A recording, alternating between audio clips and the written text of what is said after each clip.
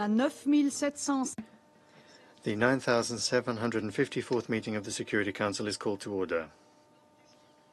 The provisional agenda for this meeting is maintenance of international peace and security, anticipating the impact of scientific developments on international peace and security.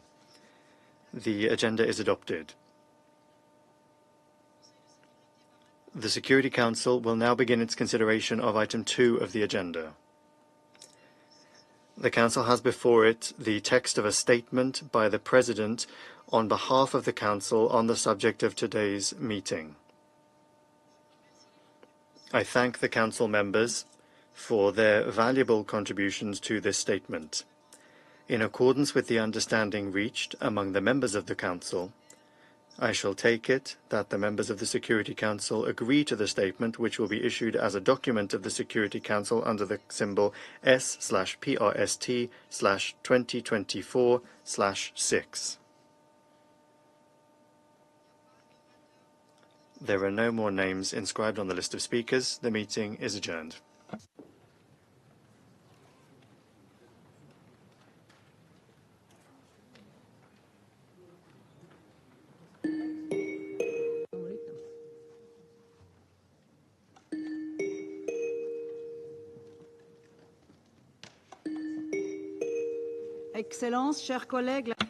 Excellencies, dear colleagues, the 9755th meeting of the Security Council is called to order. The provisional agenda for this meeting is maintenance of peace and security of Ukraine. The agenda is adopted. In accordance with Rule 37 of the Council's Provisional Rules of Procedure, I invite the representatives of Estonia, Finland, Poland, and Ukraine to participate in this meeting. It is so decided. In accordance with Rule 39 of the Council's Provisional Rules of Procedure, I invite Mr. Miroslav Jenča, Assistant Secretary General for Europe, Central Asia and the Americas, Departments of Political and Peacebuilding Affairs and Peace Operations, to participate in this meeting. It is so decided.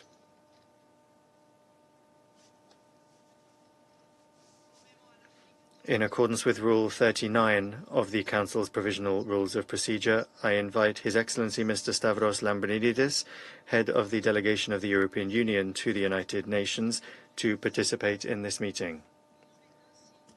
It is so decided. The Security Council will now begin its consideration of item 2 of the agenda. I now have the pleasure to give the floor to Mr. Miroslav Jenča. You have the floor. Madam President, since the last time we briefed this Council, Russia's relentless systematic attacks have continued to bring immense suffering to the people of Ukraine. Civilian casualties and extensive damage to critical civilian infrastructure are reported daily, with Donetsk, Kharkiv, Kherson, Mykolaiv, and Sumy regions of Ukraine bearing the brunt. Attacks over the weekend and this morning resulted in several casualties in Zaporizhia and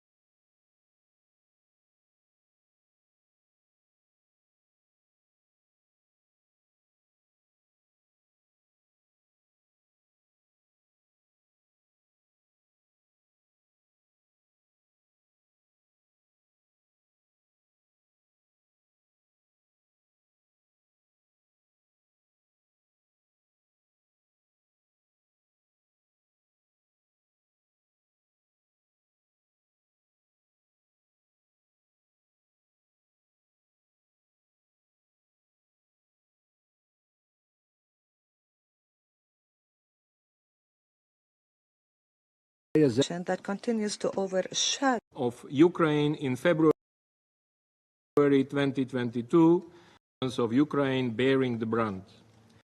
Attacks over the weekend and this morning to participate in this meeting. It is so decided.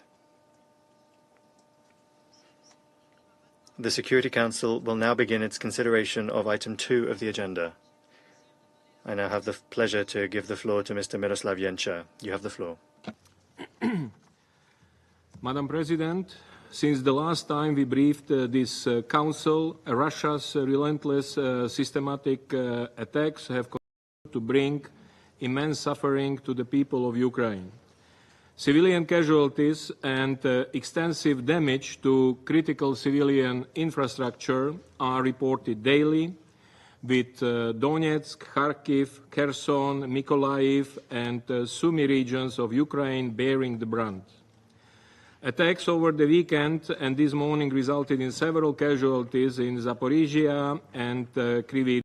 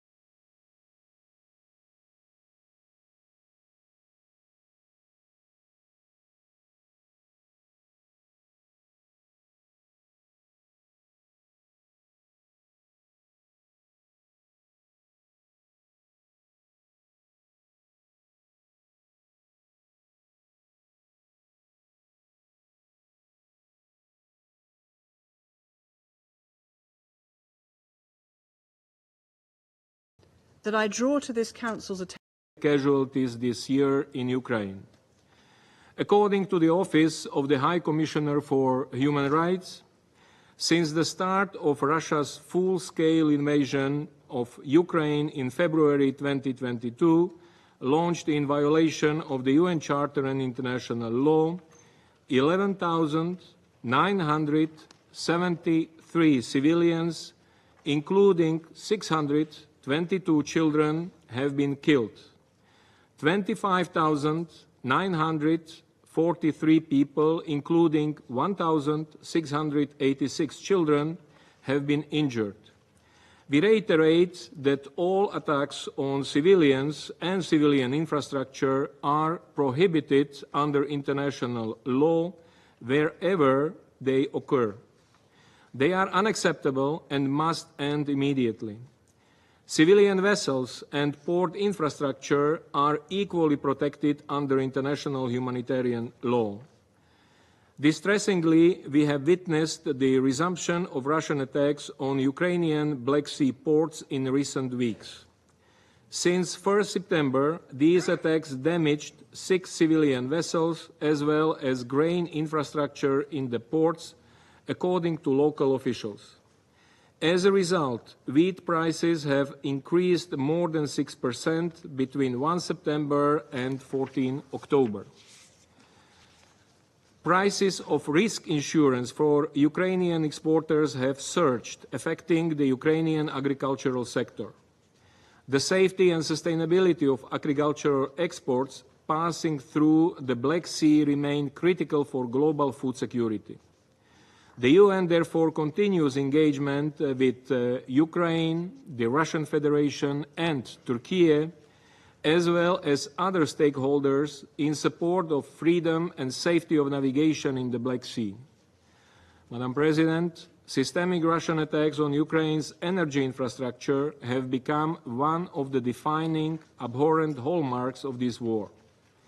The large-scale destruction and interruption of power and water supplies throughout the country will likely worsen the living conditions for millions of Ukrainians through the third winter of this war. Vulnerable groups, including older persons, people with disabilities, and the internally displaced, are likely to be disproportionately affected. Many may soon find themselves trapped in their homes without heating and other essential utilities.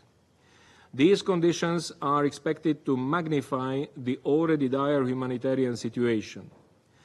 In the first 8 months of 2024, some 7.2 million people have received humanitarian assistance in Ukraine. However, we remain deeply concerned about the 1.5 million people who we have been unable to properly reach in parts of Donetsk, Kherson, Luhansk, and Zaporizhia regions of Ukraine, currently occupied by the Russian Federation. We renew our call for the safe, rapid, and unimpeded passage of humanitarian relief to all civilians in need in accordance with international humanitarian law. We also renew our call for donors to increase and accelerate flexible funding for the humanitarian needs and response plan. Only just over half of it has been funded. Madam President, widespread and systemic reports of torture of Ukrainian prisoners of war remains a grave concern. 97% of Ukrainian prisoners interviewed by OHCHR since March 2023 provided consistent and detailed accounts of torture or ill treatment during captivity. 68% reported sexual violence. Half of the Russian prisoners of war interviewed by OHCHR reported experiencing torture or ill treatment, primarily during the initial stage of internment. We urge the authorities of the Russian Federation, as well as of Ukraine, to end this practice and hold perpetrators accountable. On a positive note, we welcome the exchange last Friday of 95 prisoners of war on each side and encourage continued exchanges. We also welcome the exchange of hundreds of bodies on the same day. In the territory of Ukraine occupied by the Russian Federation, arbitrary detention, torture, and restriction of civic space add to an already oppressive climate of fear. We call for accountability for all human rights violations in line with international norms and standards. Madam President, as long as the war continues, the safety and security of Ukraine's nuclear site remain in jeopardy. The situation at Ukraine's Zaporizhia nuclear power plant is particularly precarious. Reported regular explosions drone attacks, gunfire, and repeated interruptions of external power supply increase the risk of a nuclear accident. The International Atomic Energy Agency has also been monitoring the impact of reported military activities in the vicinity of Russia's Kursk nuclear power plant. Preventing a nuclear accident during the war is vital. Attacking a nuclear power plant is unimaginable and unacceptable. We continue to appeal for maximum restraint by all involved. Madam President, the Security Council's open debate on women, peace and security later this week will highlight the crucial contributions of women to peace and security. We urge the full and equal participation of Ukrainian women in all efforts towards a better future of their country. Next month will mark 1,000 days of this devastating war, a war that continues to cause deep human suffering, threatens regional stability, and worsens global divisions. The Pact for the Future commits all of us to work towards a future of hope, cooperation, and peace. This commitment to work for peace also requires more efforts for peace in Ukraine. The United Nations stands ready to support all meaningful efforts towards a just, comprehensive, and sustainable peace in Ukraine in line with the UN Charter, international law, and resolutions of the General Assembly. Thank you. Je remercie Monsieur. I thank Mr. Janša for his briefing. I now give the floor to those council members who wish to make statements. I give the floor to the permanent representative of Slovenia. Thank you very much, Madam President. I would also like to thank Assistant Secretary General Janša for his contribution, and I welcome the participation of Ukraine, Poland, Estonia, Finland, and the European Union at this briefing. Madam President, in the past months, we have been witnessing spiraling violence in the war on Ukraine. Russia's drones, glide bombs, and ballistic missiles continued to systematically eradicate Ukraine's civilian infrastructure. The aerial attacks were intensified during the summer months, causing the highest number of civilian casualties in almost 2 years.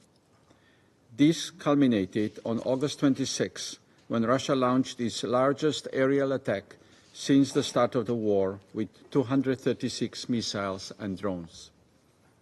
Colleagues, we are witnessing a striking escalation of this war on multiple fronts. Civilian casualties are on the rise, critical civilian infrastructure is collapsing, vessels carrying Ukraine grain are being attacked, and battlefields are expanding. The situation is growing worse by the minute, and there are signs of further intensification of the war. My country is gravely concerned with the recent reports on the alarming damage done to the environment. We take note of the allegations that Russia poisoned the same river with chemical waste, resulting in over 650 kilometers polluted waters. The river is flowing towards Ukraine, and the pollution is endangering the water supply of the Kyiv region, potentially affecting millions of people. This must be further investigated. Moreover, we have repeatedly raised concern over the ongoing military cooperation between Russia and DPRK and the emerging evidence of illegal weapons transfers to Russia in flagrant violation of multiple Security Council resolutions. Recent reports on the deepening of this cooperation with the potential involvement of DPRK troops in Ukraine are adding to the gravity of our concerns. This would represent a particularly dark turn of events with dangerous consequences for the state of international peace and security. The situation presents a significant risk of the war growing out of control. This danger has been there since the beginning of the war, with the occupation of the Zaporizhzhia nuclear power plant. However, with the widening of the military theater, the risks have expanded to other nuclear facilities in the region. And to echo Assistant Secretary General Janša, A nuclear incident would have dramatic consequences for the region and would have global effects. Full respect of the 7 indispensable pillars for nuclear safety and security and the 5 basic principles that were introduced by the Director General of the IAEA in this Council needs to be urgently ensured. The Security Council has the responsibility to ensure that existing provisions and norms are fully implemented and, if necessary, strengthened. We believe that the Security Council has a role to play here, and we are ready to engage. Madam President, at this stage, it would be clear to everyone that this war is not a mere low-intensity conflict, where 2 parties are coming to terms with their differences. It has wide-ranging security, humanitarian, economic, and ecological consequences, and it will carry a dangerous spillover potential until it ends. In this regard, we take note of President Zelensky's victory plan and underline the urgent need for genuine peace talks with the participation of both Ukraine and Russia, and based on the UN Charter and international law. Thank you. I thank the representative of Slovenia. I now give the floor to the representative of the United States. President, and thank you, Assistant Secretary General Yensha, for your briefing. Colleagues, for 970 days, Russia has waged a brutal, full-scale war against a fellow UN member state and its people. Russia, through relentless violence, is razing Ukraine's infrastructure, killing countless civilians, displacing millions, and threatening food security and European energy supplies. Russia is bombing grain ships bound for Africa and the Middle East. It is torturing journalists and prisoners of war. And now, in its failure to overthrow Ukraine's democratically elected government, Russia is seeking to expand the conflict. We have seen reports the DPRK has sent forces and is preparing to send additional soldiers to Ukraine to fight alongside Russia. If true, this marks a dangerous and highly concerning development and an obvious deepening of the DPRK-Russia military relationship. We are consulting with our allies and partners on the implications of such a dramatic move. If Russia is indeed turning to the DPRK for manpower, it would be a sign of desperation on the part of the Kremlin. We know Russia is suffering extraordinary casualties on the battlefield due to the bravery and effectiveness of the Ukrainian military. Russia cannot sustain its aggression without assistance, which means this war ends if Iran and the DPRK stop providing military assistance and if China stops transferring dual-use war components. These partnerships are exacerbating threats to peace and security beyond Ukraine, not just in Europe, but in the Indo-Pacific, the Middle East, and Africa. For example, Russia's forces have waged a systematic campaign against Ukraine's agricultural sector, destabilizing global food markets. Moscow has sought to break Ukraine's food exports at every link of the supply chain, whether destroying the food itself or the means to produce and ship it. Russia has set fire to fields, mined seabeds, and farmland, torn up roads, bombed grain silos, and reportedly rendered millions of hectares of Ukraine's farmland unusable. Putin knows those actions have exacerbated global hunger, but he doesn't care. Russia struck 2 grain ships earlier this month in Ukraine's ports, including one crewed by its own friends, Syrian nationals. There are reports Russia struck 2 more ships, killing 11 and injuring 21. These attacks are not just against Ukraine or the ship's international crews, but also against the most vulnerable, hungry populations across the globe who rely on that grain. The Kremlin is cynically exploiting the food insecurity it has triggered, pushing countries in already fragile areas of Africa to rely on Russia as a substitute source of food, as Russia attempts to replace Ukraine. And while it may be tempting to want to freeze Russia's invasion and to let things stand where they are, let's be clear. A freeze would not end the Kremlin's aggression or Putin's threats to global peace. If Russia can act with impunity when it decides that a fellow member of the United Nations is, and I quote, not a real country, unquote, that its people are, quote, not a real nation, unquote, where does that leave the UN Charter and our more important principles? What precedent does that set for Russia or for other expansionist powers eyeing smaller or less developed neighbors? Russia cannot be allowed to annex parts of Ukraine, nor can Ukraine be told to stop defending its territory. That is a threat too great to global stability and to everything this institution is meant to protect. An unjust peace would erode the strength of international law, the fundamental principles of respect for sovereignty, territorial integrity, and the independence of states within the international system.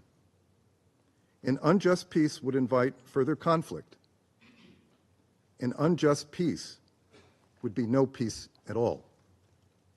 Madam President, the United States still believes in the bedrock principles of international law. These principles have conveyed a great benefit to mankind, helping to bring about a more just and peaceful world. We must not and will not accept the destruction of those principles by Russia or any other opportunistic expansionist power, whether they sit on this council or not, or whether they condemn Russia's invasion or not. The greatest insurance we have against another war is if Russia's illegal invasion of its neighbor fails, its troops withdraw from Ukraine's sovereign territory, and we give the Charter and the principles of sovereignty and territorial integrity their full meaning. Thank you, Madam President. I thank the representative of the United States. I now give the floor to the representative of Ecuador. Thank you.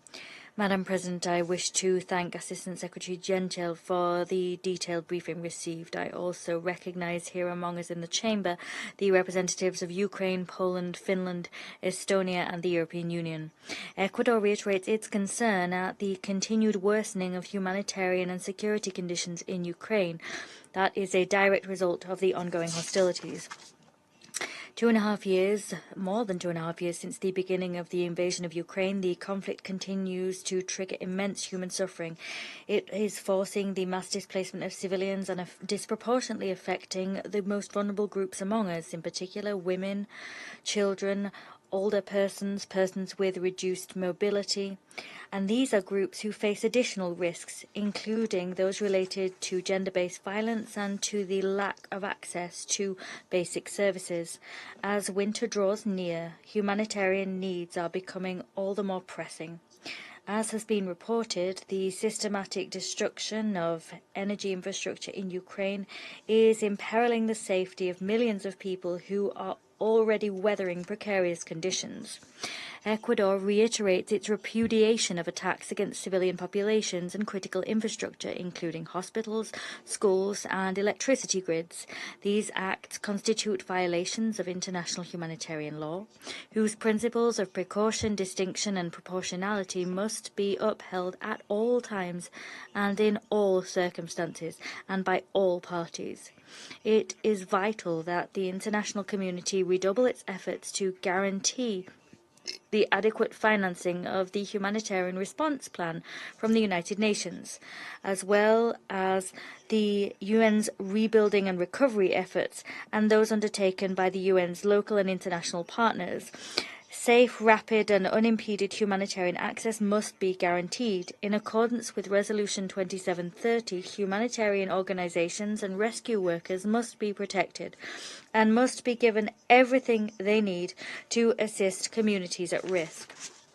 Moreover, Ecuador urges the parties to refrain from any act which might increase risks surrounding nuclear sites in Russia and Ukraine.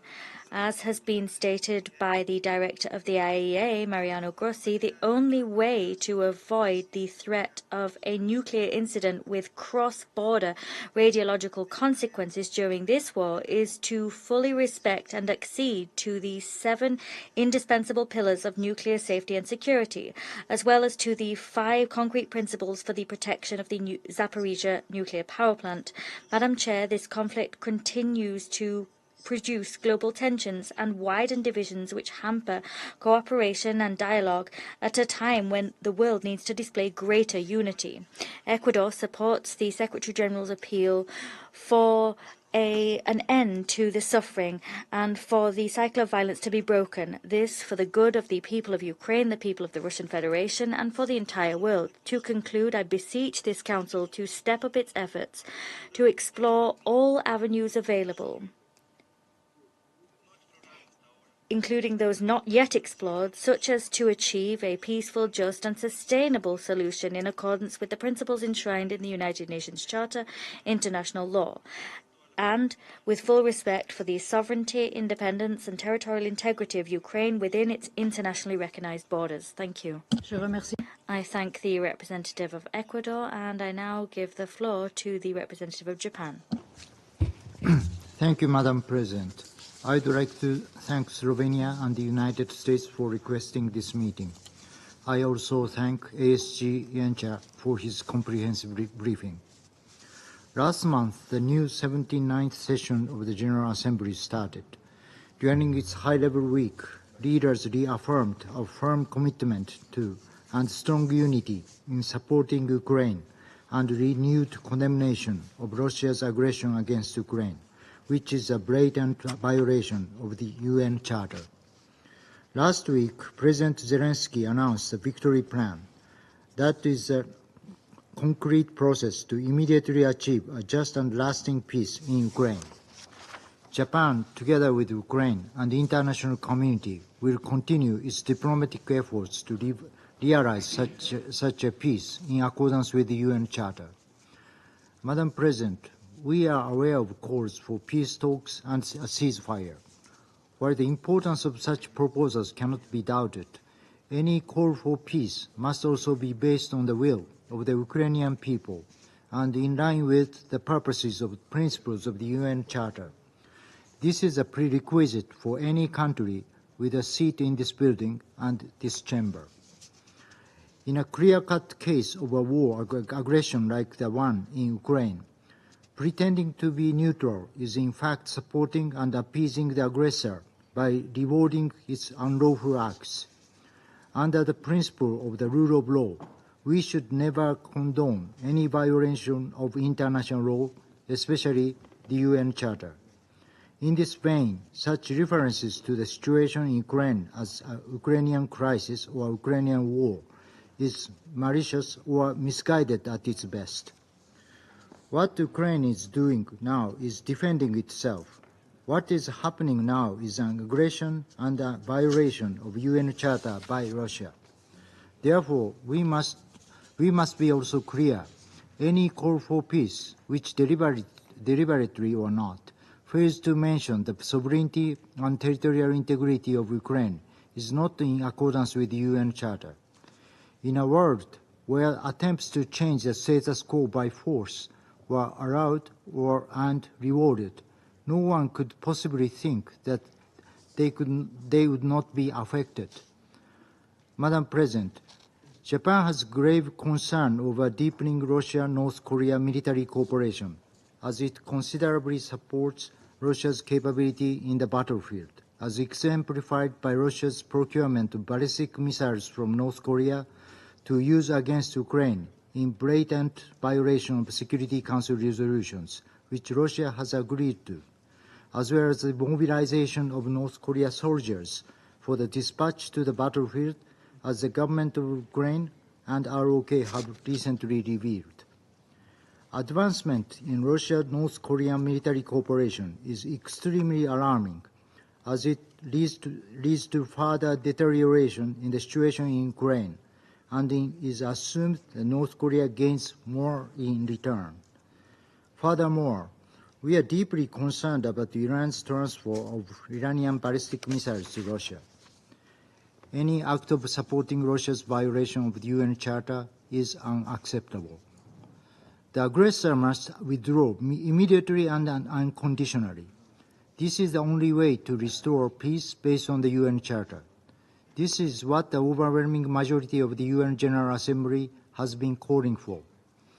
Madam President, Ukrainians will soon face another winter as they fight against Russia's aggression. The attacks on civilian objects are another violation of international humanitarian law.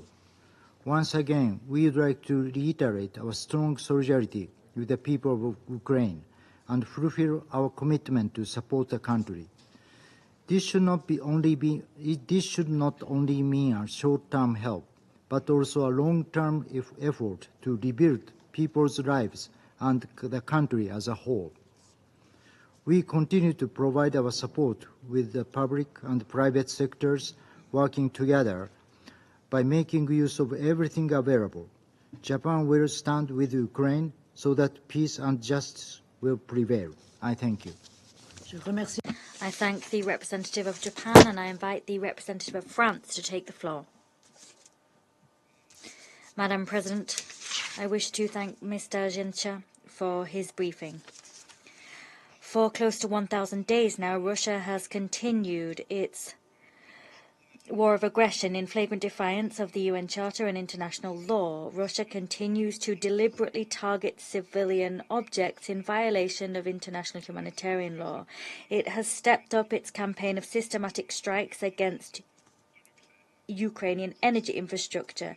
Ukraine is preparing to enter its third winter at war, with 2/3 of its energy production capacity destroyed. France will remain mobilized to meet the humanitarian needs of the Ukrainian people. In recent weeks, Russia has ratcheted up its attacks against civilian vessels, as well as grain storage facilities and Ukrainian port infrastructure in the Black Sea, thus disrupting the export of grain and increasingly imperiling the food security of millions of people. Since the beginning of October, Odessa has been struck several times.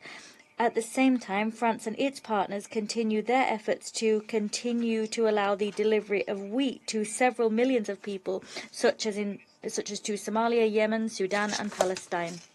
Madam President, nobody must become complicit in these crimes. There is an aggressor, Russia, who has attacked its neighbour, a sovereign country which posed no threat to it whatsoever, and a party under attack, that is Ukraine, who must be free to choose its alliances and its own trajectory. Article 51 of the Charter is crystal clear. Ukraine has the right to defend itself, and it must also be able to neutralise military Russian targets involved in operations targeting its territory. France urges all states, chief among them North Korea and Iran, to refrain from supplying Russia with weapons, dual-use goods, and components which could fuel its war of aggression. France and its partners have condemned recent transfers of ballistic missiles to Russia. These constitute a direct threat to European security, and these are also violations of Security Council resolutions. The deployment of North Korean soldiers, if true, would constitute an additional escalation to the conflict. Increased support by North Korea to the Russian war effort is of grave concern. Madam President, France supports the goals enshrined in the victory plan presented by Ukraine. It is in this connection that we organized a conference on nuclear safety and security in Ukraine in Paris last week. That was part of our preparations for the second Summit for Peace. France remains committed to that effort side by side with Ukraine. We will continue to support Ukraine at all levels as long as is necessary. That message was conveyed by the Minister for Europe and Foreign Affairs, Jean-Noël Barrot. He visited Kiev and Sumy this weekend. Ukraine must be able to benefit from this position of strength to allow a just and lasting solution to the conflict to come to pass. Peace cannot involve the surrender of the party under attack. Thank you. I thank the representative of France. I give the floor to the representative of the Russian Federation. Madam President, once again today, in addition to the representative of the European Union, we can see a list of speakers and 5 European Union countries, Finland, Poland, and Estonia. They're clearly going to make a sizable contribution to today's discussion. Only we believe that this is an impossible mission for them, as we have increasingly become convinced there is no added value that they can bring to the discussion. we're not seeing a long line of countries from the European Union rushing to sign up for the meetings on Ukraine that we organize. Madam President, we're increasingly convinced that in convening meetings such as today's one, our Western colleagues are pursuing a single aim: to artificially keep the subject of Ukraine afloat in the Security Council, and in so doing to demonstrate in public their support for the rapidly bankrupting anti-Russian project in Ukraine. If they really wanted to focus attention on the problems born out of the Ukraine crisis, their statements would be entirely different, and they would contain at least some truth about what is happening, rather than a worn-out set of accusations against Russia. And in actual fact, there are indeed a great many such problems. The main one of those problems, the ongoing feeding of the Kiev regime with weapons, hardware, mercenary and intelligence, is something we'll touch upon during a separate meeting on the 31st of October. It's hard to say what is a greater motivation for our Western colleagues here. Is it pure greed, because in the hostilities in Ukraine they are making billions of dollars, or is it a reluctance to admit their mistakes, including those committed back when they were only modeling the Ukraine crisis?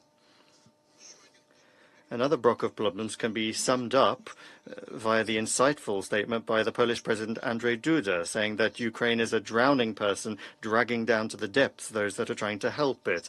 And it's not even a question of Europe rapidly losing its economic and political heft and looking more and more like a lightweight. That's an internal European problem caused by the conscious, flawed choice of the European elites in favor of confrontation rather than cooperation with Russia. The problem is that the now expired Ukrainian president, who's clearly facing defeat on the battlefield, is now openly betting exclusively on dragging NATO into a direct rather than a proxy conflict with a nuclear power. And it is not balking at open blackmail in doing so. A clear example of this last week was Zelensky's unveiling of his latest pseudo-peace plan, the so-called victory plan, the essence of which is to push the West to enter a direct military confrontation with Russia, which, as we all understand, could lead to a global conflict. We have repeatedly said that the rabid head of the Kiev clique has nothing to lose, and in his desire to retain power at any cost, he's ready to plunge the entire world into the abyss of nuclear apocalypse. That's his plan B, that he is now trying to present as a victory plan.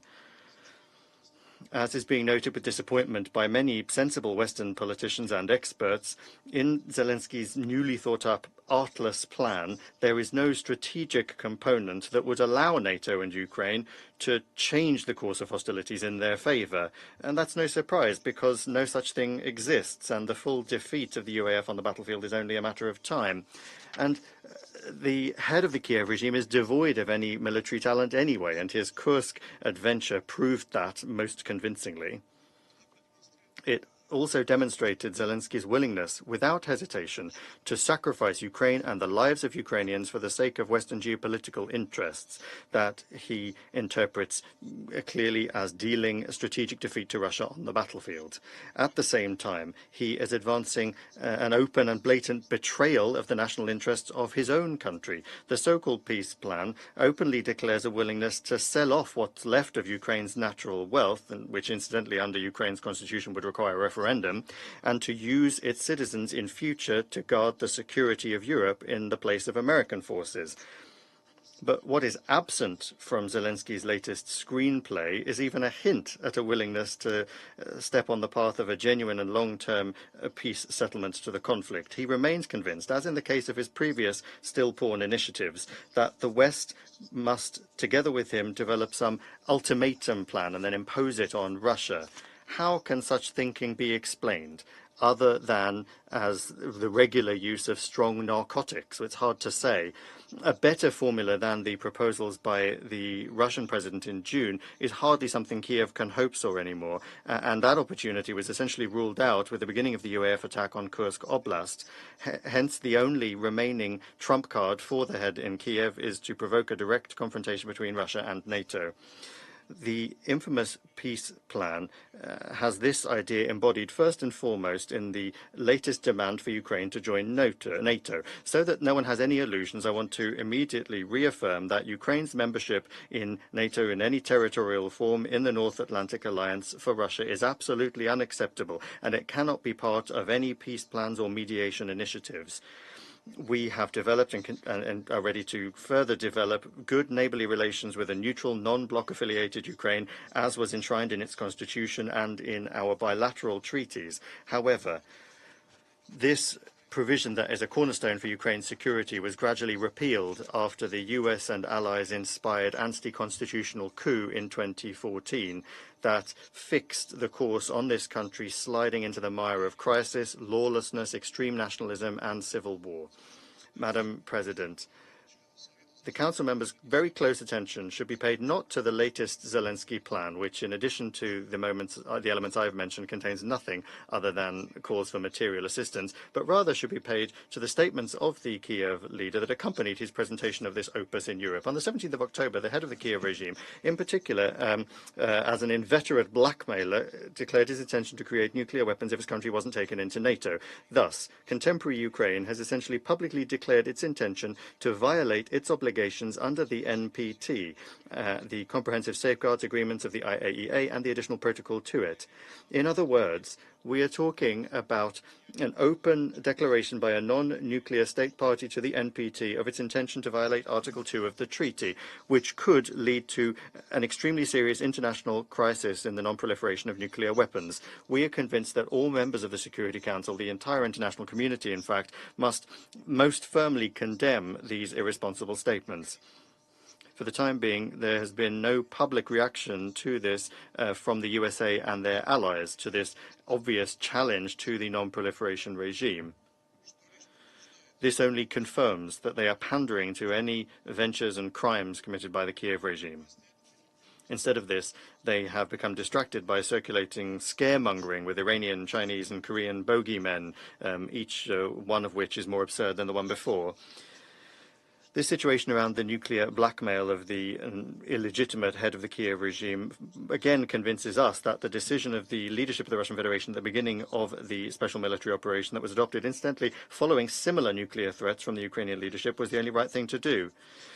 Without the demilitarization, the denazification of Ukraine and ensuring the human rights and freedoms as applies to all of its citizens, the security threat to our country cannot be eliminated. Madam President, in conclusion, I'd like to touch upon another important subject relating to human rights and civic freedoms in Ukraine. As is well known, our Western colleagues like to present the Kiev regime and its leader as almost a protector of democracy and an example for the entire region. At the same time, the harsh dictatorship that has been established in the country, leading to the delegitimization of state institutions, thousands of political prisoners, a ban on the Russian language and Russian identity in violation of the country's constitution and the basic norms of international law, and also the hounding of the canonical Orthodox Church, are things that Ukraine's Western backers are trying to ignore. With such selective blindness, the West is hardly going to say anything in relation to the outrageous incident and the trampling of the norms of morality that would be established by any religion, the events that took place in the siege of the St. Michael's Cathedral last week in Cherkasy. We were warned that when Ukraine adopted a law that contradicted the norms of international law and the UN Charter, banning the canonical Ukrainian Orthodox Church, raids on churches and the uses of violence against parishioners would soon follow. And that is what happened. On the 17th of October, Banderites committed another serious crime. More than 100 fighters in camo and balaclavas forced their way into the cathedral. They opened fire on civilians. They used tear gas and they forced the parishioners out of the service. On the internet, you can find hundreds of videos of this banditry. And after this, they began looting. They looted the funds. They stole stole money that was being gathered by the parishioners to restore the cathedral. They took out equipment, icons, church books, and even food. And the police were there, but they didn't intervene in the situation. As a result of the attackers' actions, the prelate of the UOC, Metropolitan Feodossi, received a concussion. The mayor of the city cynically called what happened a voluntary movement of the community under the jurisdiction of the Orthodox Church of Ukraine. That is the level of moral degradation that Ukrainian society has achieved, or rather a part of it. We call on the relevant organizations of the UN system to unambiguously condemn the hounding by the Kiev neo-Nazis of Orthodox parishioners, and for the West to end their encouragement of Kiev to commit these barbaric acts. Our Western colleagues need to understand that responsibility for the actions of the regime that they cultivated is also something that they bear, and they will not be able to hide these crimes from their own publics. Thank you. I thank the representative of the Russian Federation. I now give the floor to the representative of Mozambique. Madam President, we thank Slovenia and the United States for requesting this meeting. We also wish to thank Assistant Secretary General Miroslav Jenča for his comprehensive briefing and invaluable insights. We welcome the representatives of Ukraine, Poland, Finland, and Estonia in today's meeting. Madam President, we convene once again today to deliberate on the situation in Ukraine. The frequency of our meetings on this matter underscores both the gravity of the situation and this Council's unwavering commitment to addressing this critical issue. The deteriorating situation in Ukraine and the necessity of staying focused on this issue highlights the significant challenges this Council faces in addressing and fulfilling its mandate. The gravity of these challenges cannot be overemphasized. The ongoing conflict has led to catastrophic and unprecedented consequences. As is tragically common in all conflicts, civilians continue to bear the brunt of the hostilities. The human cost of this conflict is immeasurable, manifested by loss of life, injuries, widespread destruction of critical civilian infrastructure, human rights violations, and massive forced displacements and refugees. The economic ramifications are equally staggering, further complicating efforts to stabilize the region. Of particular concern is the risk of nuclear incidents. This potential threat, whether through intentional use, miscalculation, or accident, underscores the urgency for rigorous safety protocols, transparent communication, and international cooperation to prevent any catastrophic outcomes with dire humanitarian and geopolitical impacts. It is crucial to recognize that the repercussions of this conflict extend far beyond the two neighboring countries. Geopolitical tension and instability, food and energy crisis, and economic instability have not only regional but global impacts. We must be mindful that no one will be safe until everyone is safe.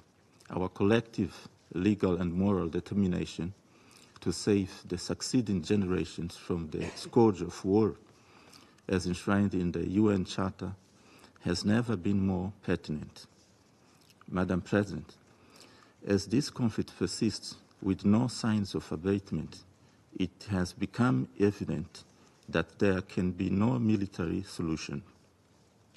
The primacy of military approach anchored in the zero-sum logic has proven unrealistic and unsustainable.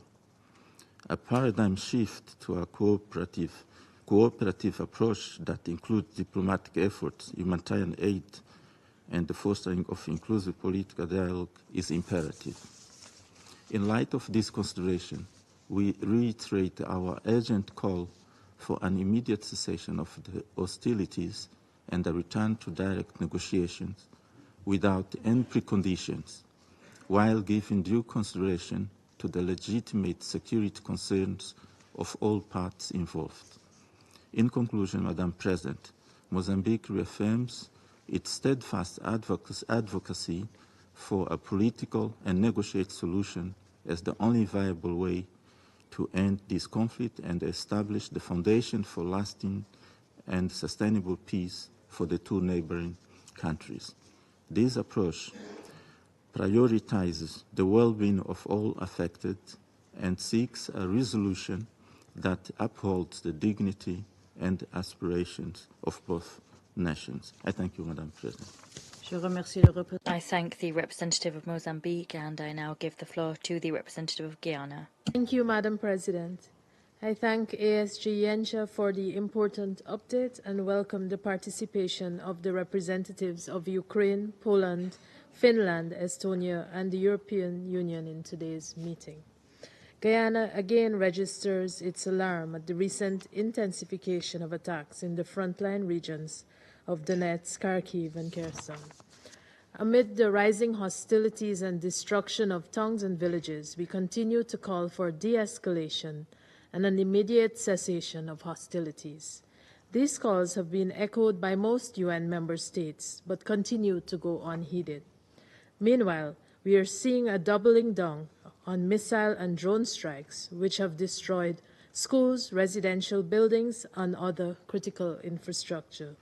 They have also resulted in rising casualty numbers on both sides of the front line, taking us closer each day to a misstep or miscalculation that would have catastrophic consequences.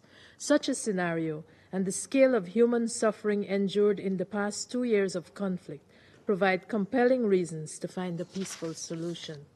Guyana maintains that any lasting solution to the conflict will not be achieved through military action, but rather through diplomacy and good faith negotiations conducted in accordance with the provisions of the United Nations Charter and international law. We call on the Russian Federation to withdraw its military forces from the internationally recognized territory of Ukraine. Madam President, the time has come for the world to make more concrete efforts to end the war. We commend the efforts of those seeking to find a peaceful resolution to the conflict and urge the parties to commit to a serious political and diplomatic process towards ending the conflict. In the interim, we demand that they take all necessary measures to protect civilians and critical infrastructure and to comply fully with their obligations under international law, including the United Nations Charter and international humanitarian and human rights law. We also stress the need for accountability for the ongoing violations as a critical element on the path to peace. We further call upon the Russian Federation to allow unfettered humanitarian access to the people in need of humanitarian assistance in the occupied territories and to sign an action plan with the United Nations to end and prevent grave violations against children.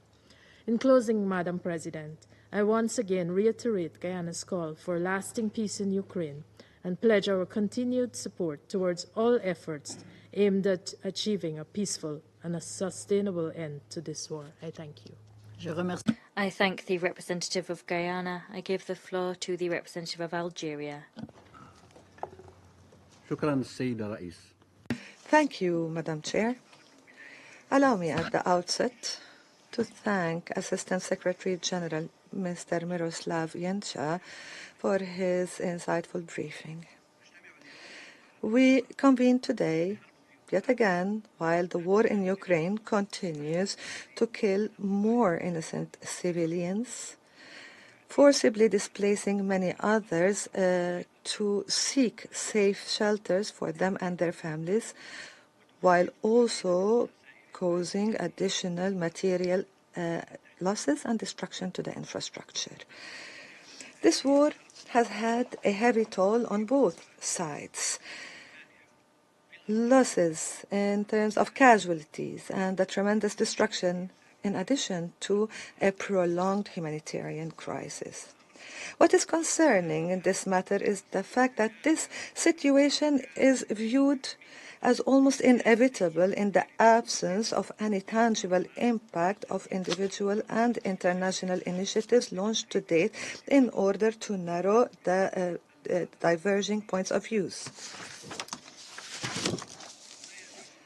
What complicates the matter further is this logic of escalation and confrontation adopted by both sides, as well as the logic of polarization that continues to overshadow the tensions and the interactions among the various major actors. Algeria has repeatedly warned that if this situation persists, it will never lead to any other different outcome than the one we are witnessing today, namely an outcome that can be described as an ever-worsening situation. Algeria has been advocating that we should not surrender to the status quo and accept that the events are inevitable. On the contrary, we called for giving precedence to the language of dialogue and diplomacy over that of confrontation and war. We truly believe that the solution can only be a peaceful solution that can be reached through dialogue, a dialogue that is inclusive for both sides and constructive, that prioritizes the end of the war and the bloodshed away from geopolitical considerations and narrow interests. It should be a dialogue that is premised on full respect and compliance with the principles and objectives of the UN Charter and the international law that we all agree are fair and should prevail. It should be a dialogue that prioritizes addressing the root causes for this conflict and giving due attention to the security concerns of both sides to ensure a lasting solution for this conflict. The conflict that is not a source of concern or a security threat to the region alone, but has economic repercussions that burden the world as a whole, particularly developing countries. Accordingly, and in an attempt to narrow the diverging viewpoints and to create the conditions that are conducive for a solid foundation that would facilitate dialogue among the two parties, between the two parties, Algeria engaged last September in a new initiative led by China and Brazil in order to strengthen and promote consultations at all levels and with all parties. Through this initiative, the group of Friends of Peace was established at the level of permanent representatives in New York in order to enhance the understandings towards supporting global efforts aiming at achieving lasting and just peace. Algeria stands ready to provide all necessary support towards reaching a peaceful and final settlement for this conflict to allow security to prevail in the region. Thank you. I thank the representative of Algeria. I give the floor to the representative of the United Kingdom. And I thank ASD Yencha for his briefing. Colleagues, when we speak about the security situation in Ukraine, we need to be clear. This affects us all. Russia's invasion is a violation of the international rules-based system and the UN Charter, upon which our collective prosperity and security depends.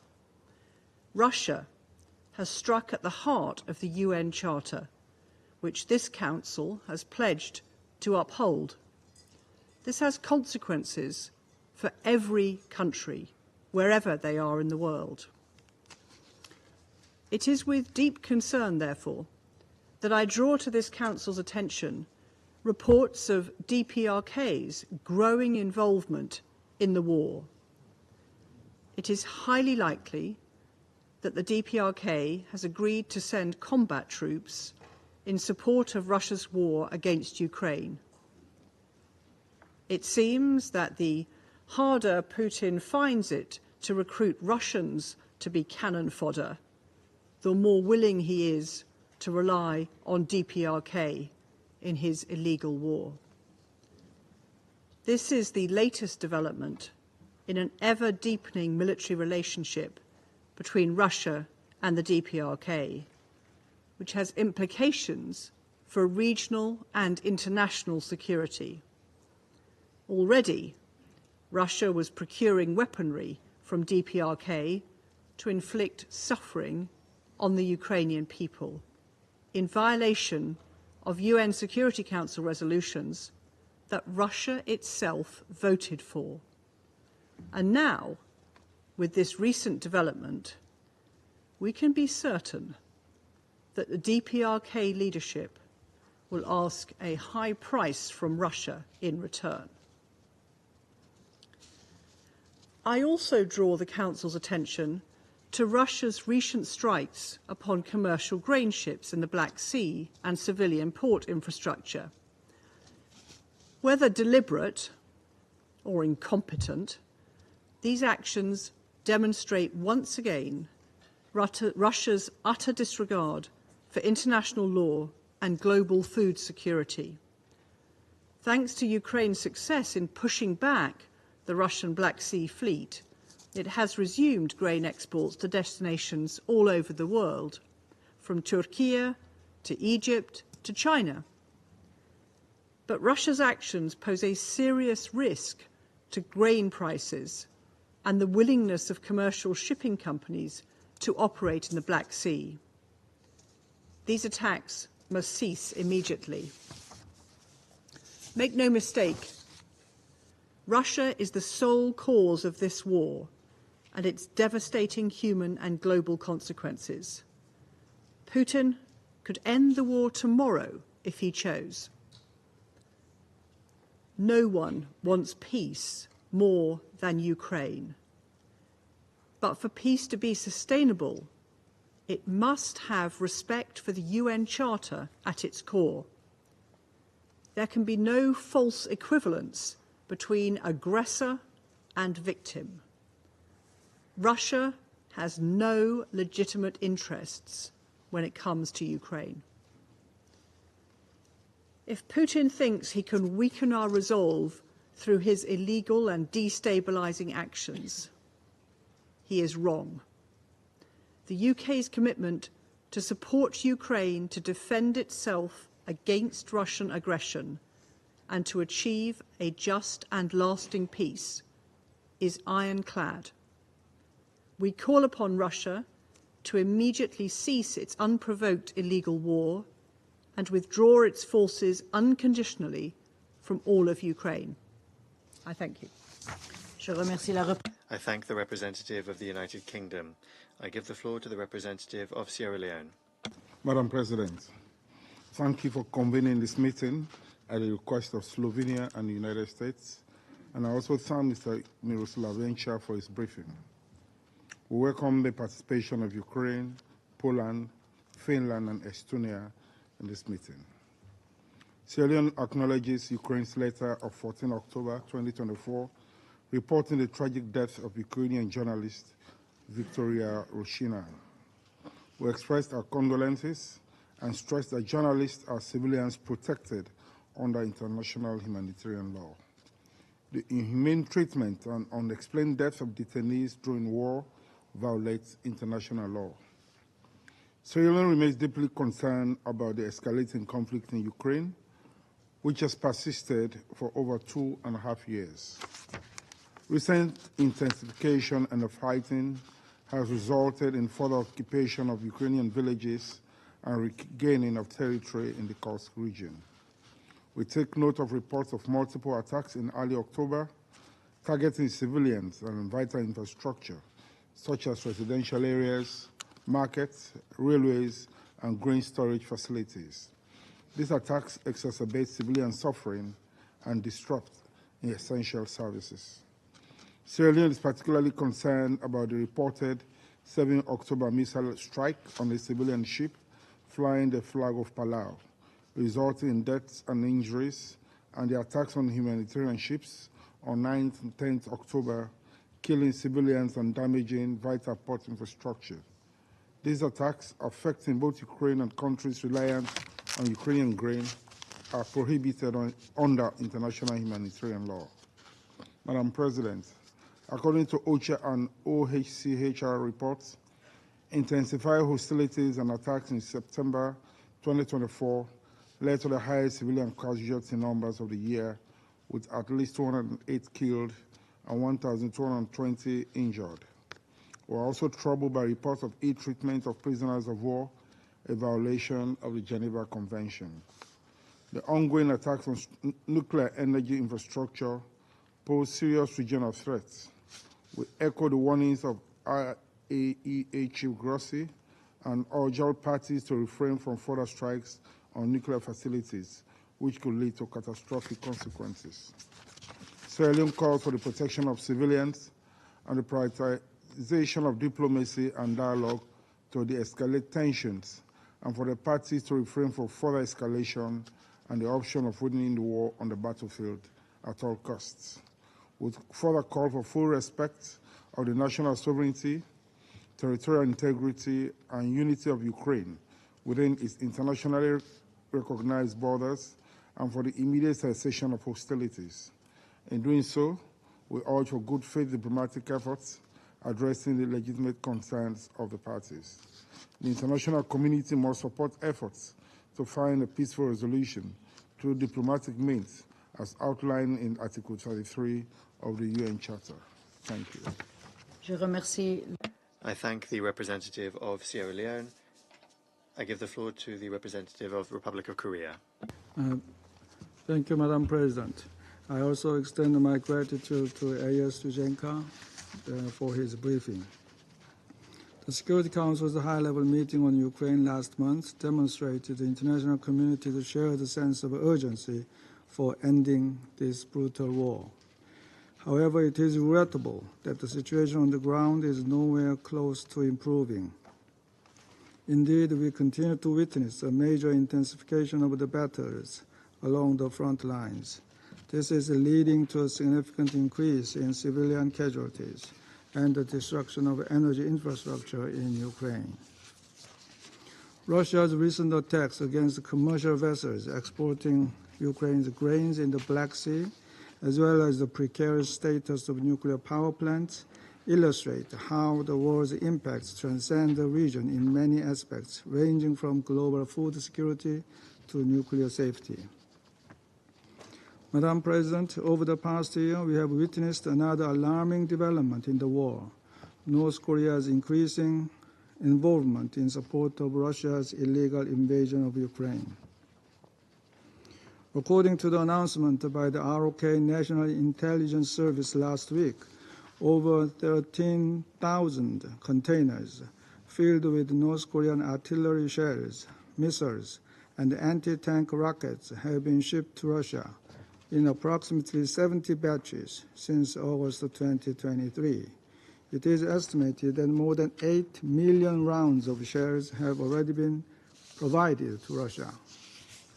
In addition, we observed a key figure in North Korea's missile development, Kim Jong-sik, first Deputy Director of the Munitions Industry Department, visiting and inspecting the KN-23 missile launch site multiple times near the Ukrainian front lines in August this year. As my delegation has repeatedly pointed out in this chamber, all of these activities are flagrant violations of multiple Security Council resolutions that Russia once voted in favor of.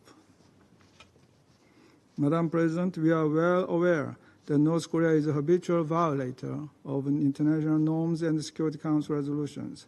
However, recent actions by Pyongyang have even surprised us. Going beyond providing significant amounts of military resources to Russia, Pyongyang, according to our NIS, National Intelligence Service, has deployed about 1,500 Special Forces troops to Russia's Far Eastern cities aboard Russian naval vessels since earlier this month. The transported soldiers were provided with the Russian military uniforms and Russian weapons, and to disguise their identity, they were issued with fake ID cards of residents from Yakutia and Brachia, who share similar facial features with North Koreans. This means a qualitative change in North Korea's involvement in Russia's war against Ukraine. By dispatching a large number of combatants, North Korea will likely become an active belligerent in warfare. This is not merely an attack on the very integrity of the Security Council sanctions regime. It is a blatant attempt to undermine peace and security, not only in Europe and in Northeast Asia, but also across the entire globe. North Korea will expect a generous payoff from Moscow in return for its troop contribution. It could be either military or financial assistance. It could be nuclear weapons-related technology. Madam President, Russia may be in a desperate military situation, but even so, bringing in the forces of another country, especially from a notorious rogue state, is exceedingly dangerous. It is hard to believe that a permanent member of the Security Council would take such a gamble and shift the course of the war. All the illegal military cooperation between North Korea and Russia must be unequivocally condemned. Russia and North Korea must immediately stop violating international obligations. The Republic of Korea will mobilize various means to address this major development in full cooperation with its allies and friends. In this regard, the Republic of Korea is fully committed to working with the international community to monitor and report any sanctions violation and evasion activities, including through the recently launched Multilateral Sanctions Monitoring Team, the MSMT. Madam President and colleagues, ever since this illegal war began, the collective voice of the international community has been crystal clear. The overwhelming majority of the UN General Assembly appealed to Russia to end this futile war by withdrawing its troops from Ukraine. The Republic of Korea believes that any pathway toward lasting peace in Ukraine must be in line with the principles of the UN Charter and international law, particularly by ensuring respect for Ukraine's sovereignty and territorial integrity. I thank you, Madam President. I thank the representative of Republic of Korea. I give the floor to the representative of China. President, I thank ASG Jenka for his briefing. The Ukraine crisis is still raging, characterized by expanding conflict and fighting, increasing civilian casualties, and growing spillover effects. This is deeply distressing and worrying. Last month, during the general debate of the 79th session of the GA, the leaders of many countries expressed their views and propositions on the Ukraine issue. Russia and Ukraine also elaborated their respective positions. Despite the differences in views and proposals on the root causes of the problem, the current dynamic, and the path to ending the crisis, all countries unanimously called for an early restoration of peace. It can be said that peace is the greatest common denominator the international community can reach on the Ukraine crisis. It is precisely based on this understanding, on September 27th, 17 countries of the Global South, including Brazil, China, Egypt, Indonesia, South Africa, and Turkey, on the margins of the general debate, held a ministerial meeting on the Ukraine crisis. France, Hungary, and Switzerland also participated as observers. At the meeting, all parties expressed deep concern about the risks arising from the current conflict, especially its impact on the Global South countries. They emphasized that the importance of peaceful settlement of the international disputes and called for a political solution to the Ukraine crisis through diplomatic means. After the meeting, Brazil, China, and other participating countries issued a joint communiqué, which calls for upholding the purposes and principles of the UN Charter and respect for sovereignty and territorial integrity of states. It also calls on all parties to the conflict to abide by the principles of de-escalation of the situation, emphasizing the importance of no expansion of the battlefield and no escalation of fighting. Furthermore, it calls for refraining from the use of weapons of mass destruction, in particular nuclear weapons, chemical and biological weapons, and every effort be made to prevent nuclear proliferation and avoid a nuclear war.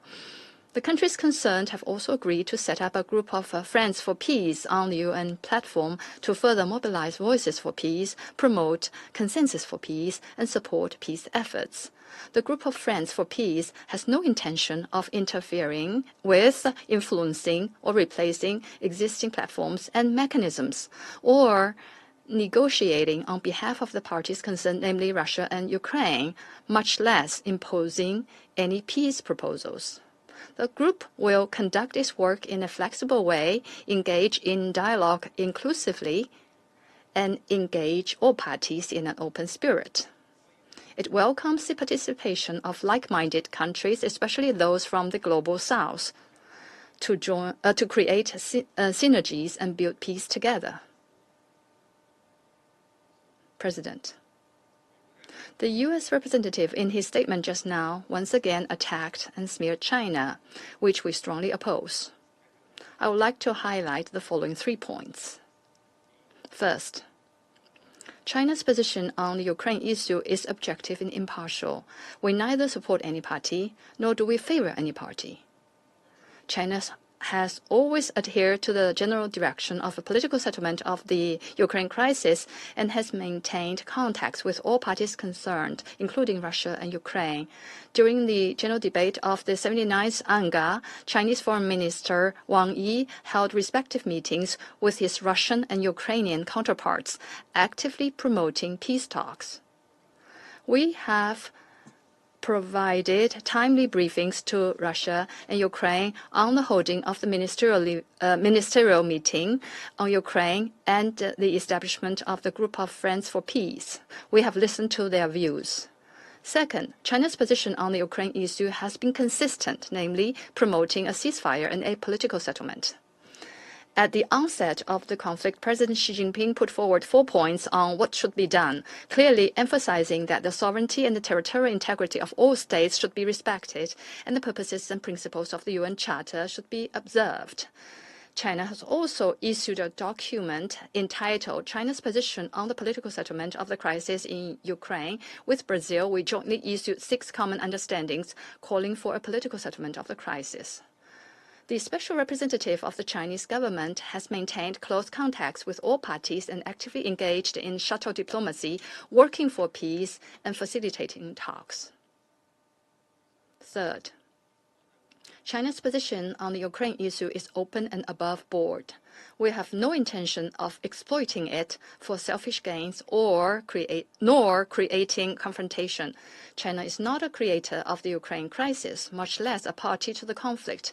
China has never provided lethal weapons to any party to the conflict. We have consistent and strict export controls over dual-use items. We call on the international community to cooperate in addressing the negative spillover effects of the crisis, jointly maintain the security and stability of the industrial and supply chains, and resist taking advantage of the situation to suppress dissent, to decouple and sever the chains. We oppose the use of the Ukraine issue by the U.S. to smear and put pressure on China and the imposition of illegal unilateral sanctions and long-arm jurisdiction on Chinese entities and individuals. We will take all necessary measures to resolutely safeguard the legitimate and lawful rights and interests of Chinese companies and nationals. I thank you, President. I thank the representative of China. I now give the floor to the representative of Malta. President, and I also thank ASG Yencha for his briefing. As Russia's aggression against Ukraine drags on, we continue to witness the deterioration of the situation on the ground. This is substantiated by sobering statistics and spiraling markers related to the death toll, injuries, and the humanitarian needs of millions of people, as clearly outlined by OCHA and other actors on the ground. The summer months marked a clear escalation in violence through the intensification of missile and drone attacks all around Ukraine and the systematic targeting of Ukraine's civilian infrastructure. This led to a dramatic increase in casualties. The specific targeting of Ukraine's energy infrastructure enforces the grim reality that millions of Ukrainians will be forced to face another tough winter with a severely crippled energy capacity. Moreover, any action that endangers the safety and security of Ukraine's nuclear facilities is unacceptable. In this regard, we fully support all diplomatic efforts by the IAEA aimed at addressing these topics. Furthermore, we condemn the destruction of port infrastructure and the weaponization of goods, which continues to undermine global food security. We reiterate that international law, including international humanitarian and international human rights law, must be respected by the parties at all times. We also express our grave concern about reports of executions by Russian forces of Ukrainian prisoners of war. We condemn third countries' continued support for Russia's war of aggression in the form of military support and dual-use items, some of which in violation of Security Council resolutions. Reports of DPRK troops on the front line in Ukraine are troubling and deeply concerning. Madam President, ensuring the protection of humanitarian space across Ukraine is essential. We express our concern over the incidents of violence against humanitarian workers and damage to humanitarian hubs and assets in the vicinity of the front line. We again call for all parties to ensure the safety and security of all UN and humanitarian personnel and facilitate their life-saving operations. This, alongside strengthening winterization efforts in the weeks and months ahead, will be critical in supporting the most vulnerable trapped in this conflict. The situation of children in the temporarily controlled or occupied territories of Ukraine remains dire and in need of more humanitarian support. To this end, we reiterate our full support to the mandate of the International Criminal Court, the Independent International Commission of Inquiry on Ukraine, as well as to the register of damage caused by the aggression of the Russian Federation against Ukraine. Madam President, Malta reaffirms its unwavering support for Ukraine's independence, sovereignty, and territorial integrity within its internationally recognized borders. We will continue to support Ukraine and its right to defend itself in accordance with Article 51 of the UN Charter, as long as this unjustified and unprovoked war of aggression continues. A comprehensive, just, and lasting peace is urgently needed. We support the current momentum for Ukraine's peace plan, and we call on all members to spare no effort to build the broadest possible international support for it to materialize. The Russian Federation can end this war by withdrawing all its troops from the entire territory of Ukraine. As we focus all our efforts on peace, we should never lose focus on the responsibility that we have to protect our multilateral system, uphold the UN Charter and international law. I thank you, Madam President. I thank the representative of Malta. I shall now make a statement in my capacity as the representative of Switzerland. Like my colleagues, I would like to thank SG Jenka for his briefing. Dear colleagues, as we fast approach the grim milestone of 1,000 days of Russia's military aggression against Ukraine, we are reminded every day of the profound impact this war is having on the lives of civilians. As we've heard today, last month saw the highest number of civilian casualties this year. This confirms a worrying trend in recent months. The significant increase in the number of civilian casualties and damage to civilian infrastructure. Switzerland condemns Russia's military aggression against Ukraine. The high number of attacks, particularly affecting communities close to and on the front line in the regions of Donetsk, Kharkiv, Odessa, and Zaporizhia, is alarming. The consequent destruction they cause to homes, schools, hospitals, and other civilian infrastructure, including energy systems, must stop. In addition to their human toll, these actions obstruct humanitarian responses, create new waves of displacement, and pose risks for vulnerable populations, especially as winter approaches. The intensification of attacks on civilian port infrastructure and vessels also has a direct impact on global food security. We also remain concerned about the safety and security of nuclear facilities, in particular that of the Zaporizhzhia nuclear power plant, which are endangered by, among other things, the ongoing attacks on Ukraine's energy infrastructure. Switzerland continues to support the International Atomic Energy Agency in its critical work in Ukraine. We reiterate that attacks against civilians or civilian objects are prohibited. All parties must strictly respect international humanitarian law, in particular the rules on the conduct of hostilities, and ensure the protection of the civilian population as well as respect for human rights. We once again call on all parties to Russia to immediately cease all hostilities and withdraw its troops from the entire territory of Ukraine. We welcome the recent exchange of 190 prisoners of war, and we hope that other exchanges will follow. We once again call on Russia to immediately cease all hostilities and withdraw its troops from the entire territory of Ukraine. Switzerland further reiterates its dismay at the apparent continuation and intensification of external support for Russia's military aggression in contravention of the Council's resolutions on non-proliferation. Excellencies, to address the far-reaching consequences of this war, a coordinated international response is needed. We can all contribute to this. Switzerland is doing so on 3 levels: establishing a peace process, reconstruction, and responding to the urgent needs of the population, including through humanitarian aid. The Ukraine Mine Action Conference, jointly organized by Ukraine and Switzerland last week, is part of this commitment. As our President said, and I quote, "Living in peace also means being free from the fear of mines and remnants of war."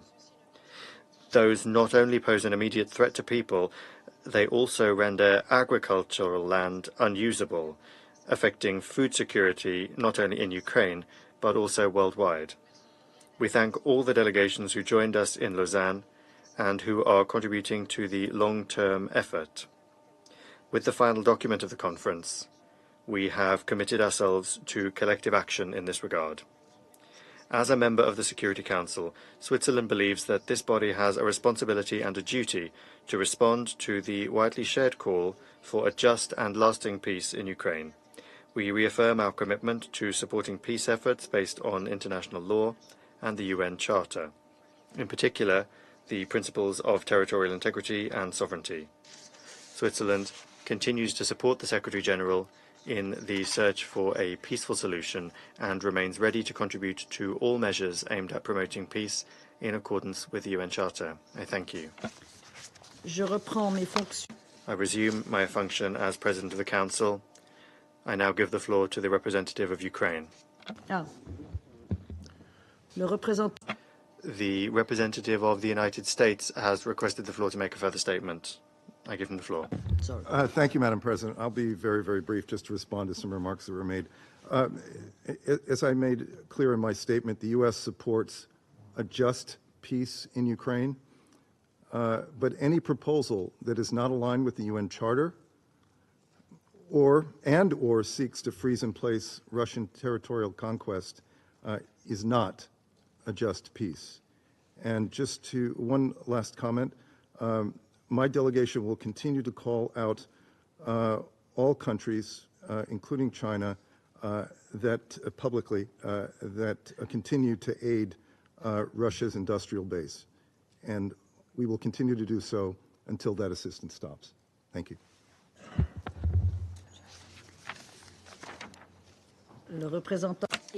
The representative of China has requested a further statement. I give them the floor. Thank you, President. I will also be very brief. China and some Global South countries have launched the group of Friends of Peace. That is for one purpose only, that is early peace in Ukraine and early restoration of peace in Europe. I hope that the U.S. representative and others will correctly understand the intention of China's efforts and that of other countries and will participate in our efforts. Thank you. The United States has asked for the floor to make another statement. I give the United States the floor once more. Thank you, Madam President. I'll just be very brief on this. As I said, we will support peace, but it has to be a just one. Thank you. The representative of China has asked for the floor to make another statement. You have the floor once more. Thank you, President. I suggest that the U.S. representative read the joint communique issued on September the 27th that was issued after the meeting held by China and some Global South countries. Thank you. I now wish to give the floor to the representative of Ukraine. Well, thank you, Madam President.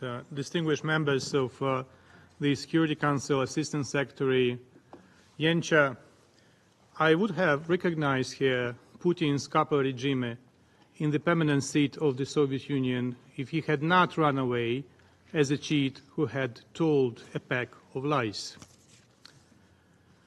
Next month, we will reach a somber milestone, 1,000 days since his mafia regime launched its full-scale invasion of Ukraine.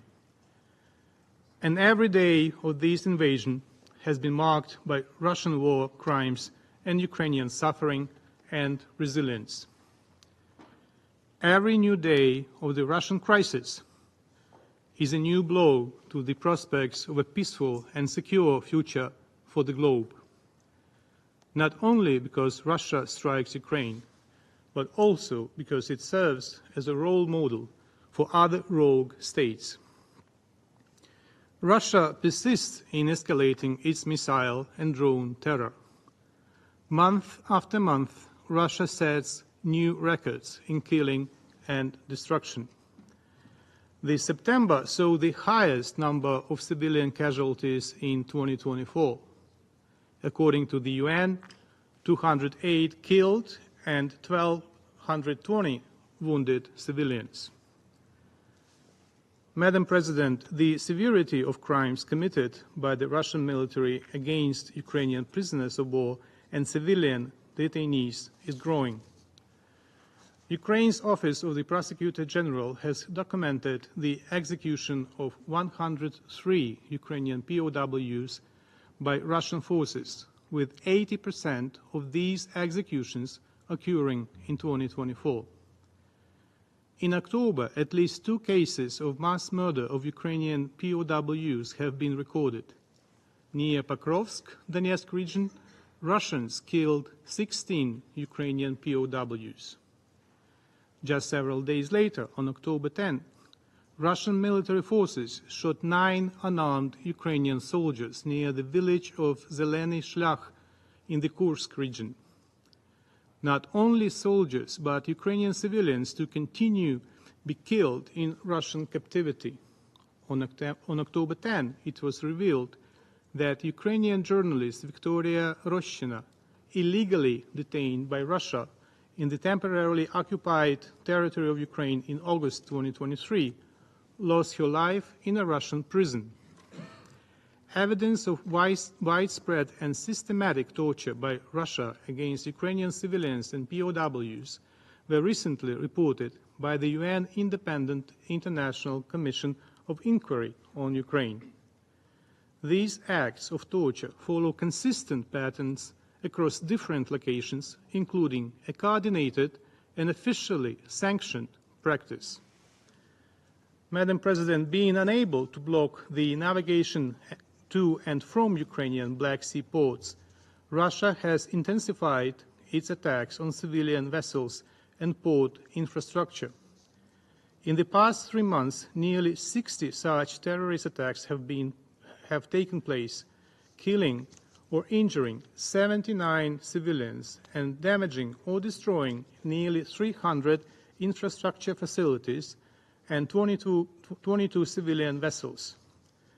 In one of the latest attacks on October 7, a Russian missile struck a civilian ship under the flag of Palau, killing 1 and injuring 5 people. On October 9, Russia attacked a port in the Odessa region with a ballistic missile, hitting a container ship registered in Panama, which carried 45 containers of packaged sunflower oil. This shipment was a humanitarian consignment commissioned by the United Nations for delivery to Palestine. As a result of the missile attack, at least 8 people were killed and 11 injured. Putting an end to Russia's occupation and missile attacks on our ports would significantly increase our ability to supply food to the global market. Madam President, due to Russia's relentless shelling and deliberate destruction of power generation, especially in frontline regions, the situation there has worsened drastically. On October 15, the governor of Kharkiv Oblast announced the mandatory evacuation of residents in Kupiansk and nearby villages which have been left without electricity, heat and water due to Russian shelling. Ensuring nuclear safety and security remains one of Ukraine's top priorities. Coupled with the threats posed by Russia's ongoing occupation and militarization of the Zaporizhzhia NPP, its continued attacks on Ukraine's energy infrastructure produce serious risks to the safety and security of our nuclear facilities. Missile and drone strikes on energy installations jeopardized the power supply needed to maintain critical cooling systems at nuclear power plants. In turn, disruptions to the power supply for extended periods pose serious challenges to the safe operation of nuclear reactors, potentially leading to a dangerous overheating. Russia is planning attacks on Ukraine's NPPs and critical substations, aiming to disconnect the plants from the power grid. I call on all states to take a strong stance to prevent such a scenario, as it could severely increase the likelihood of a nuclear disaster. Madam President, the military alliance with the DPRK exposes several truths about Russia. Let's start with this very chamber. Protecting its accomplice, Russia has undermined the monitoring mechanism for sanctions compliance. This has once again proved that the mafia regime in Moscow has nothing to do with the purpose for which the Security Council exists. Another truth is that all of Russia's might is a bluff. It's a gas station with a nuclear bomb. Since 2023, Pyongyang has been supplying weapons and munitions to Moscow, including ballistic missiles, in violation of multiple Security Council resolutions. In fact, the DPRK has become the main supplier of ammunition to Russia, thus fueling and prolonging its war against Ukraine. This is yet another blow to the myth of the second army of the world, the army which is in reality is begging from global outcasts not only for weapons but also for manpower. According to publicly available information, approximately 11,000 DPRK infantry troops are currently being trained in Russia's east. These troops are expected to be ready for war against Ukraine by November 1st.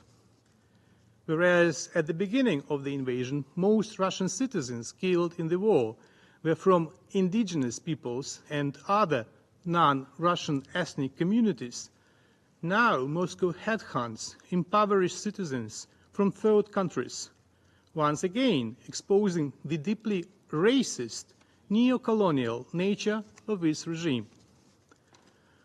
Although the example of the DPRK is the most striking, we should not forget about Russia's attempts to deceitfully recruit people from African and Asian countries, not only for combat operations but also for work in military industries. For instance, as reported by the media recently, the Indian Foreign Ministry acknowledged they are pressing Russia for the discharge of all Indian nationals remaining in the Russian army. Madam President, the outcome of Russia's war against Ukraine will decide whether the world will plunge into more wars. This global threat requires a global and ambitious response. That is why last week President of Ukraine, Volodymyr Zelensky, presented the victory plan that consists of 5 very concrete points. And let me now unweave the Russian tapestry of lies about the plan. Its first point is indeed an invitation for Ukraine to join NATO. This will become fundamental for peace and serve as a signal to the Russian dictator that his geopolitical calculations have failed. Russia should not be allowed to further exploit geopolitical uncertainty in Europe. The second point is defense. It implies the irreversible strengthening of Ukraine's capabilities in face of the aggressor.